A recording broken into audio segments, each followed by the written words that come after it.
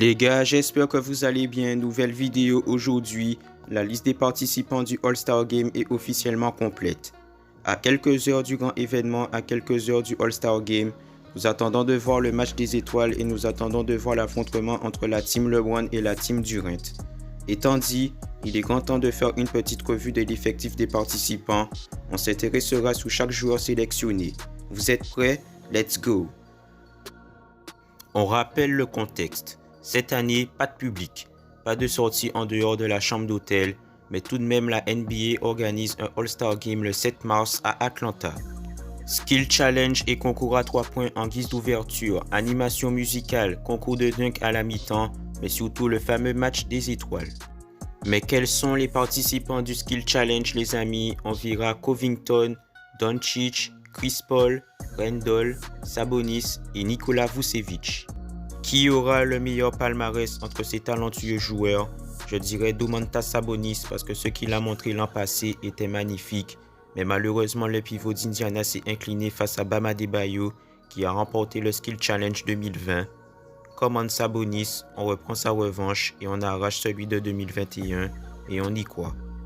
Cependant, les meilleurs shooters de la ligue pourront se défouler sur le terrain d'Atlanta pour remporter le concours à 3 points. Mais quels sont les participants? Alors on verra Mike Conley qui remplacera Devin Booker qui s'est blessé dernièrement, Lavin, Brown, Tatum, Mitchell et bien évidemment Stephen Curry. Qui remportera le trophée du meilleur shooter? Je dirais plutôt c'est très compliqué mais je me penche vers Jason Tatum. L'ailier des Celtics peut largement gagner ce tournoi et qui sait disputer une finale contre Curry ou Lavin ou bien encore son coéquipier Jaylen Brown. Le suspense reste à son comble. En effet, j'attends beaucoup de Tatum et qu'il remporte ce concours, comme en JT. Bref, le match des étoiles, c'est ce qu'on attend le plus, mais le concours de dunk durant la mi-temps ne fera pas de mal. Avec Obi Toppin, Anthony Simons et Cassius Stanley, ces jeunes dunkers continueront à assurer le spectacle. Dans tout concours, il faut évidemment un gagnant, et je pars sur Obi Toppin, le rookie des Knicks qui pourra vraiment surprendre quelques-uns. Comme tous ses autres concurrents, il faudra dunker fort. Passons aux choses sérieuses, le match des étoiles. Malgré les inquiétudes de certaines instances et la réticence d'une poignée de joueurs, la NBA a décidé de maintenir le All-Star Game coûte que coûte. Cette année, Curry, Doncic, LeBron, Antetokounmpo et Jokic représenteront la team LeBron. Sur le banc, ils pourront compter sur Chris Paul, Paul George, Lillard, Gobert, Simmons, Brown et enfin Domantas Sabonis. Dans la team Durant, on retrouve Tatum, Kawhi, Embiid, Beal et Kyrie Irving. Chez les remplaçants, Harden, Randle, Lavin, Mitchell, Zion, Conley et Nikola Vucevic. Maintenant que tout est dit, penchons-nous sur le détail des votes et des sélections.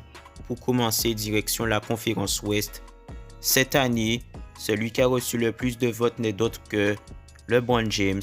Avec ses 5,9 millions de votes, le King décroche sa 17e titularisation consécutive au All-Star Game, un record légendaire. Lancé sur une saison d'MVP avec 25,8 points, 8,2 rebonds et 7,8 passes décisives, LeBron n'a pas manqué sa place de capitaine. Anthony Davis aurait dû le suivre en tant que remplaçant à Atlanta, mais le mono-sourcil devra se contenter de regarder le match à la télé pour soigner son moulet. Le second duo de Los Angeles était tout de même évident, presque le même bilan à un match près et la même formule que le rival. Le leader chez les titulaires est Kawhi Leonard, son lieutenant Paul George sur le banc. Cette saison, pas de doute, 27 points, 6 rebonds et 5 passes. Il était juste impossible de ne pas sélectionner The Clou en place de titulaire. Paul George, pas loin des mêmes stats que son coéquipier, ne pouvait pas manquer ce grand événement lui non plus. De l'autre côté de la Californie, Après son retour, il était impensable d'organiser ce rendez-vous sans inviter le chef Curry. Troisième au vote du public, avec 5,5 millions de voix, il fait encore une fois des dégâts. Personnellement, on croirait retrouver le Stephen Curry de 2016. 30 points par match, 42,6% à 3 points, 5,4 rebonds et 6,2 passes décisives. Le meneur a vraiment mérité sa place de titulaire. Nikola Jokic était encore un choix évident du All-Star Game. Avec sa saison de prétendant MVP à partir du mois de décembre, le pivot serbe a obtenu sa place des titulaires et sera le pivot de la team LeBron. Pour finir avec les titulaires, c'est le meneur des Mavericks qui vient prendre le dernier spot. Malgré une saison assez compliquée, Luka Doncic accorde des moyennes extraordinaires avec 29 points, 8,6 rebonds et tout autant de passes par match. Beaucoup pensent, et moi le premier, que cette place aurait dû revenir à Lillard. Lors de la sélection, près de 30 points, 8 passes et 4,5 rebonds par match et 5e à l'ouest sans CJ McCollum. On est d'accord que Dame n'aurait pas démérité, mais cette année, le meneur des Blazers devra se contenter d'une place de remplaçant et cela risque encore de l'énerver. Les fans du Jazz, eux, peuvent se réjouir. Leur magnifique bilan de 27 victoires pour 9 défaites leur aura voulu 3 sélections au All-Star Game et en plus de la place pour leur coach. Donovan Mitchell nous régale cette saison, la principale arme d'attaque du Jazz avec ses 24,5 points par match. Il accompagnera notre Frenchie pour sa deuxième sélection également. Les deux coéquipiers font vraiment tous ensemble. Séparés lors de la draft du All-Star Game, Spider jouera avec LeBron, Mike Conley et Rudy Gobert avec la team Durant. Cependant, on peut souligner lors de la draft que les deux superstars du Jazz ont été sélectionnés en dernier recours. Mitchell en avant-dernière position et Gobert en dernière position. Cela peut-il créer une polémique? Charles Barkley et le reste demandent aux deux capitaines est-ce qu'ils avaient des soucis avec Utah, sachant qu'ils sont premiers de la ligue.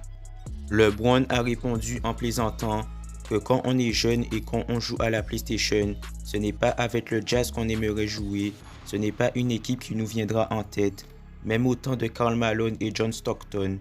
Bref, ceci peut être très rigolo et on espère que cela ne fera pas de polémique et que les superstars d'Utah s'amuseront sur le terrain d'Atlanta. Parmi les meilleures équipes de la conférence, Phoenix a droit aussi à son ambassadeur, Chris Paul avec son arrivée dans l'équipe. Les Suns sont actuellement deuxième du classement, c'est incroyable. Son coéquipier Devin Booker remplaçait Anthony Davis sur le banc, mais compte tenu qu'il s'est blessé, cela sera moins amusant. Dernière sélection, Zion Williamson. Cette année, ce n'est pas une question de hype. Le numéro 1 des Pelicans est sur les bases d'une saison exemplaire, avec 25,1 points par match à 61,6% au tir. Suffisant pour une qualification au All-Star Game? Sans doute. Mais le bilan négatif des Pelicans et les oubliés de l'Ouest, notamment Booker, on peut souligner l'absence de DeMar DeRozan. Le bilan de l'ailier des Spurs est là, mais il n'y a pas de place pour tout le monde. Les joueurs comme DeRozan ont l'habitude. Le All-Star Game, c'est pour les meilleurs. À l'Est, Kevin Durant ne sera pas présent. Le MVP 2014 pourra simplement regarder le match en direct. Et les Nets avec un titulaire et un remplaçant. KD remplacé par Tatum avec ses 26 points, 7,1 rebonds et 4,6 passes par match. Bien sûr, ce n'est pas le bilan négatif qui permet aux Celtics d'envoyer 2 joueurs au All-Star Game. Jaylen Brown, lui, surprend. Au-dessus de son niveau habituel, l'arrière de Boston mérite bien sa place au All-Star Game. Avec ses 25,5 points, 50% au tir et 40% à 3 points, la sélection est bien dans la poche. Kyrie Irving a toujours été un chouchou du All-Star Game. Avec ses 25 points par match, pas loin de Kevin Durant, décroche sa place de titulaire. James Harden, quant à lui, semble être un homme nouveau depuis son arrivée à Brooklyn. Le meilleur passeur de la ligue avec ses 11,6 passes. Le classement des Nets sont bons.